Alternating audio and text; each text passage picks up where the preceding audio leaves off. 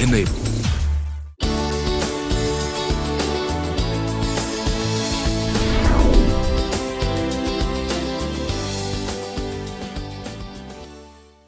Mutual fund investments are subject to market risks. Read all scheme-related documents carefully. It's true when they say that you must gain control over your money or the lack of it will control you, and that's why we are here to help.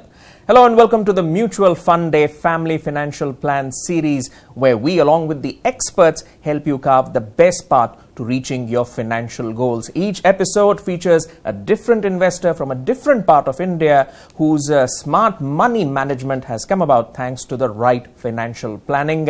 This episode is no different. We are featuring Chirag Patel from the city of Ahmedabad. In fact, let's start with a brief look at his financial planning journey.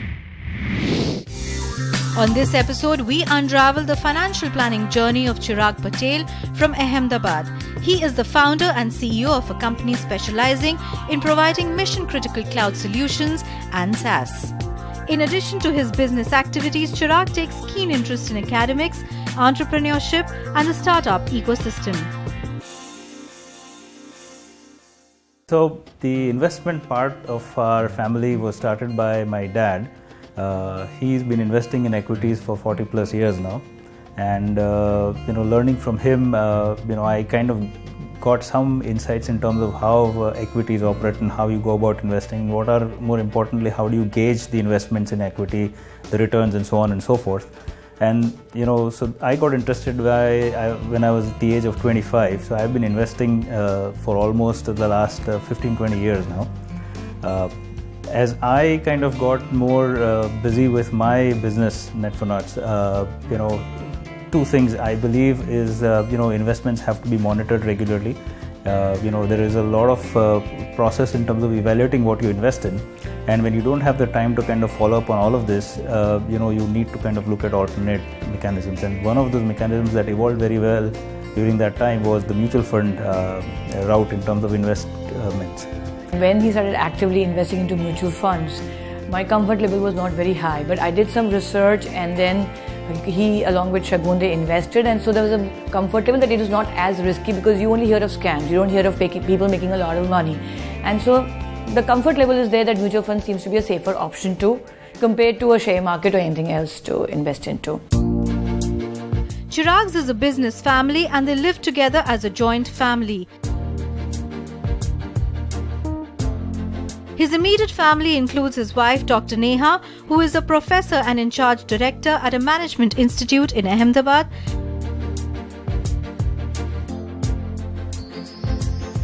His son Mahir is studying in 12th grade and daughter Khushi studying in the 8th standard.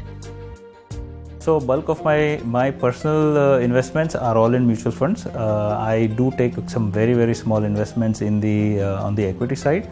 And as a family, apart from our businesses, the investments that goes in businesses, there is also a lot of investment in the real estate space, which just as a family business keeps on building up over a period of time.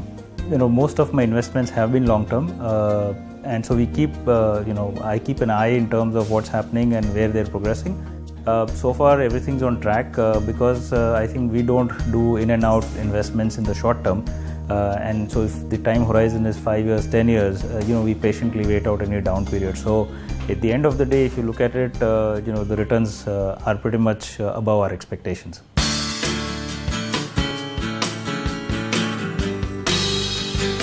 Investments of the entire family are handled by Chirag.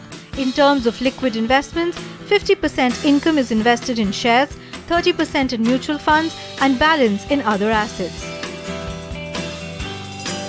Long-term goals are mostly to kind of create savings and assets for our next generation of the family.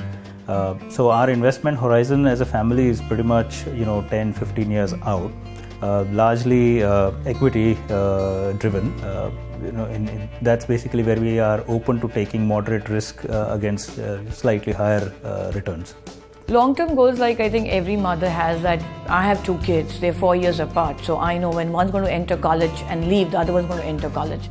The college fees are extremely exorbitant these days. So you want to ensure at the end of the day that when we don't want to shy away from the fact that I could not put my child into a good college because there were no funds.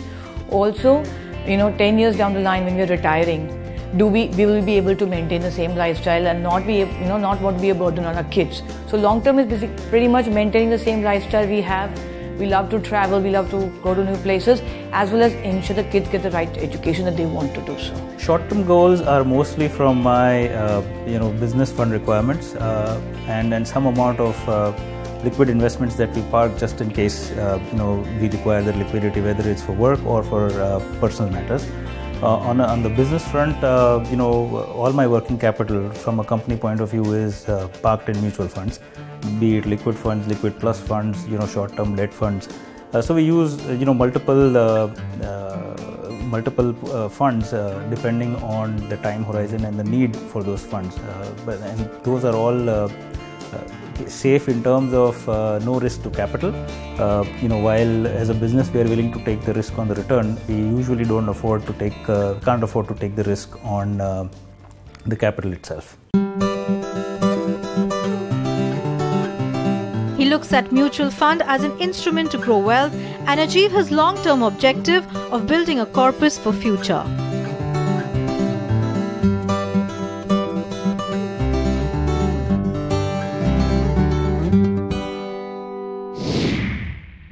Alright, now that we have a broad understanding of Chirag's financial planning journey, let's take a short break. On the other side, we'll be decoding Chirag's balance sheet, and to help us do that, we'll be joined by Shagun Sutharia, an independent financial planner. Stay tuned to CNBC TV 18.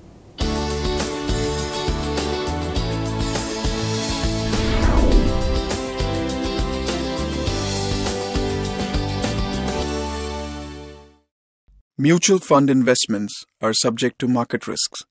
Read all scheme-related documents carefully.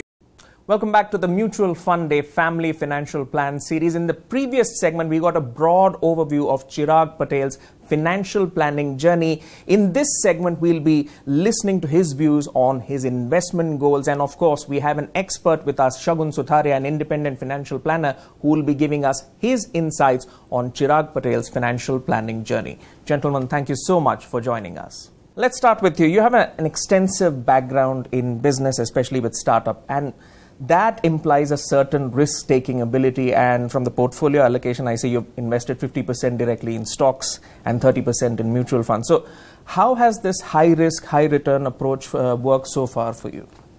So I think it's been a long journey, and the best way to describe it is it's a great learning experience. From an outcomes point of view, it's been a good mixed bag. When you start off, you're young, you're immature as an investor. You go with the market flow, and so that's how everybody you listen to. They have opinions.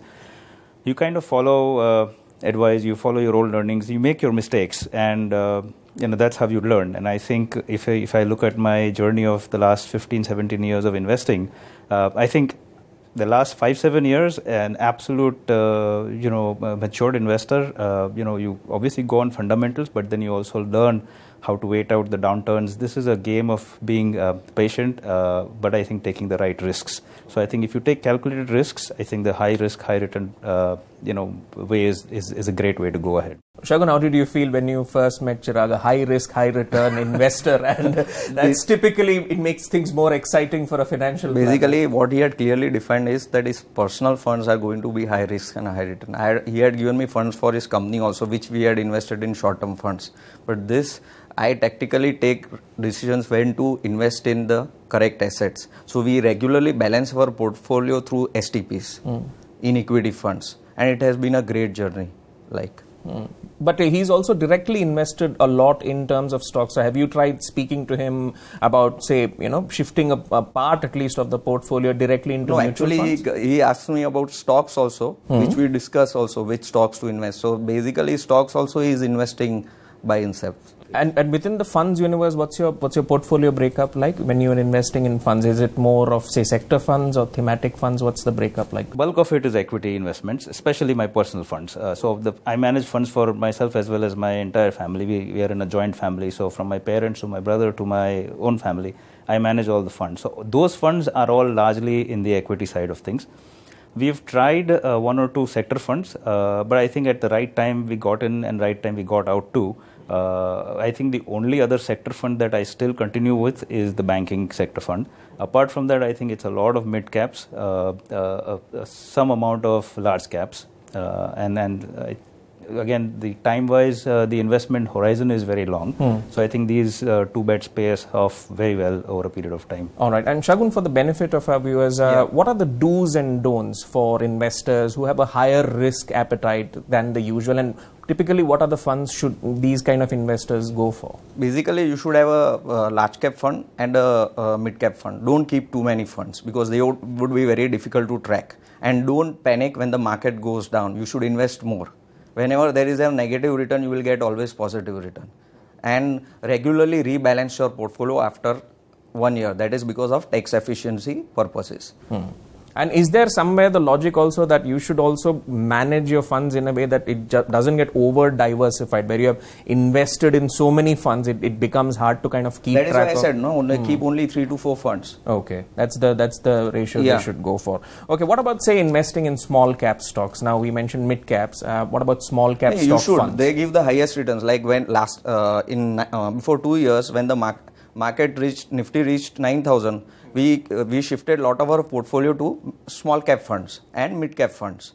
You should take tactical decisions like this. These were the funds which gave us excellent returns, while the large cap funds had given a return of just 8 to 10%, while they were giving 30 to 40%. If you have to take decisions tactically. That is what I said. That is after a year where you get your tax efficiency. All right. Chirag, tell us a bit about your short-term goals and how you have kind of calibrated your investments to reach them.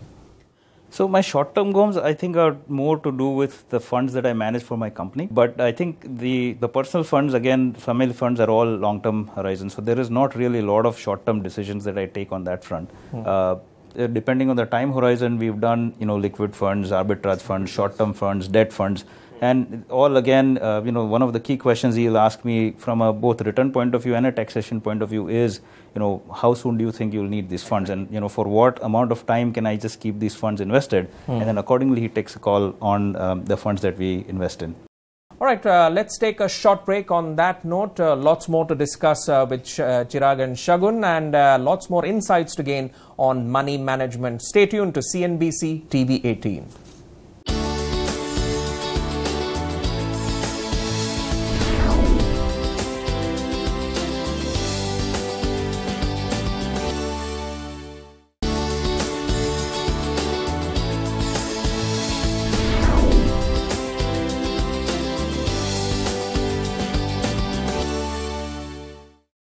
Mutual fund investments are subject to market risks. Read all scheme-related documents carefully. Welcome back to the Mutual Fund Day Family Financial Plan series. We've been tracing the financial planning journey of Chirag, and of course Shagun is also here to help us decode his balance sheet. Resuming our conversation, Chirag, tell us about your emergency fund allocation. You run a business and obviously there's a lot of volatility there. So what have you planned in terms of your emergency fund? So a lot of my emergency funds, or so to say working capital funds, are parked in a liquid fund from a business point of view. Liquid plus. Liquid plus, and from a personal fund, I also, so there is a fund, that's earmarked for investments, into the equity portfolio or the mutual fund portfolio.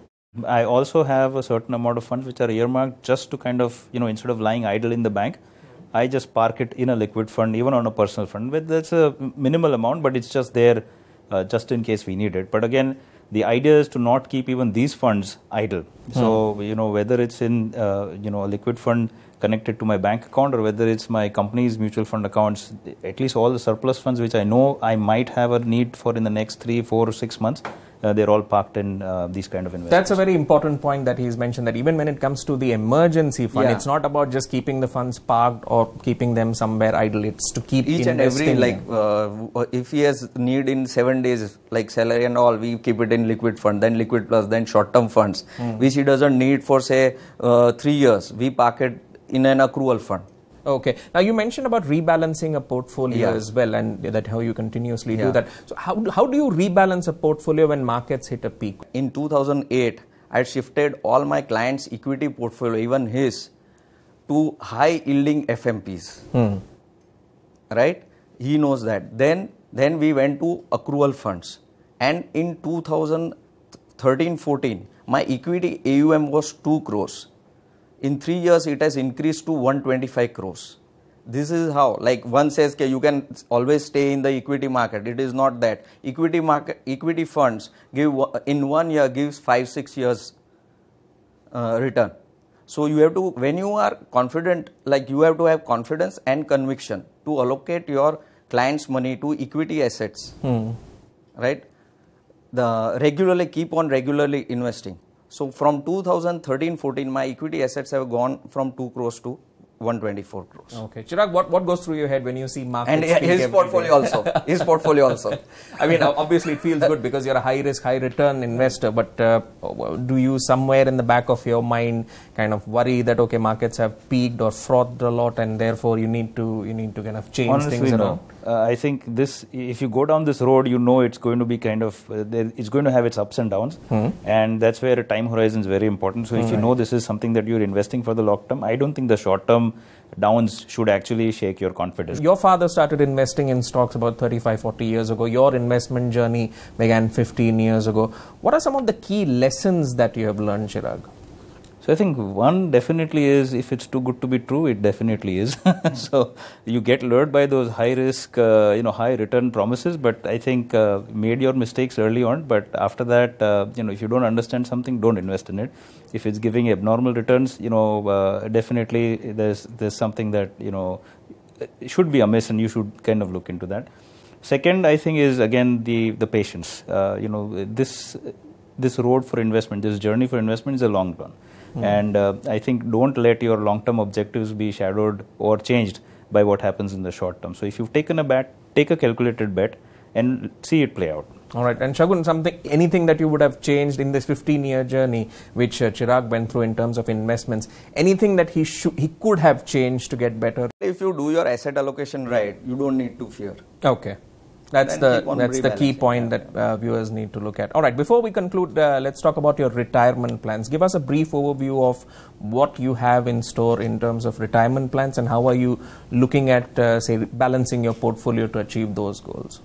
Yeah, I think so. Again, coming from a business family, the mindset is that retirement is always going to be taken care of out of business, right? So I grew up thinking you didn't need a retirement plan. And my wife comes from a very different background, all professional. And so I think early on when we started discussing our life together and our journey together, her views is something that I gradually started incorporating in terms of, this is it's a good suggestion. It's a good thing to kind of be doing. So I think almost everything that I'm doing is, at least my mutual fund portfolio is part of it towards the retirement planning. I don't think I'm planning my retirement just on the mutual fund, but yeah, it's an asset class I've created.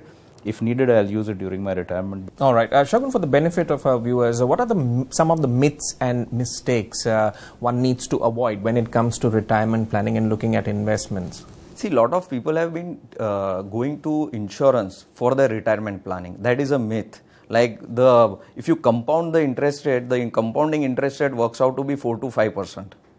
But the amounts are bigger, so they think that they will have a lot of money. Actually, they are not even like, it is below the inflation rate, the returns they are getting. And now it is never guaranteed also. But and then there is the pension plan, where people totally focus on that. But it is so tax inefficient that the amount which comes gets taxed. So these are the myths where people go to insurance for their retirement purpose. All right, on that note, let's wrap up this episode of the Mutual Fund Day Family Financial Plan series. Gentlemen, thank you so much for joining us. Chirag, of course, to help our viewers understand your financial planning journey. And Shagun, thank you for providing your insights on the right way to manage money. And thank you to our viewers as well for tuning in. Stay tuned. There's more insights coming up on future episodes of the Mutual Fund Day Family Financial Plan series. Stay tuned to CNBC TV 18.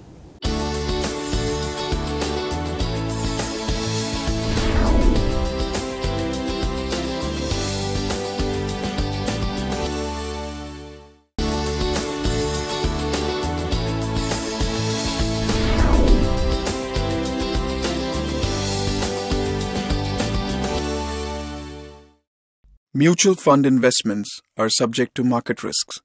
Read all scheme-related documents carefully.